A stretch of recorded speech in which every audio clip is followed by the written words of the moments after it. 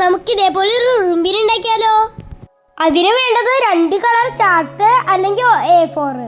പിന്നെ വേണ്ടത് പഴയൊരു സീഡിയും ചെറിയ കുപ്പിയുടെ അടപ്പും, പശ, കത്രിക, പിന്നെ കറുത്ത മഷിയുള്ള ഒരു പേന, പെൻസിലും.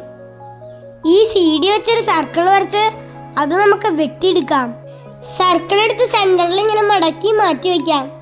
ഇനി നമുക്ക് ബ്രൗൺ കളർ പേപ്പറിൽ 3 സർക്കിൾ വരച്ച് നമുക്കത് വെട്ടിയെടുക്കാം. ഇതുപോലെ നമുക്ക് ഒരേ വലിപ്പത്തിലുള്ള 3 സർക്കിൾ വേണം. ഈ ഉറുമ്പിനുള്ള 2 ആന്റിനെ നമുക്ക് വെട്ടണ്ടേ? അതെങ്ങനെയാന്ന് നോക്കാം. ചാർട്ട് പേപ്പർ 2ആയി മടക്കി നമുക്ക് ആന്റിനെ വരച്ച് നമുക്കതിനെ വെട്ടിയെടുക്കാം. ഇതുപോലെ നമുക്ക് 2 ആന്റിനെ ഇപ്പൊ കിട്ടും. യെല്ലോ സർക്കിൾ എടുത്ത് നമുക്ക് ഉറുമ്പിന്റെ ബോഡി ഒട്ടിച്ചു കൊടുക്കാം. ഈ സർക്കിൾസ് ഒക്കെ ഓരോന്നായിട്ട് ഇതുപോലെ ഒട്ടിച്ചെടുക്കുക.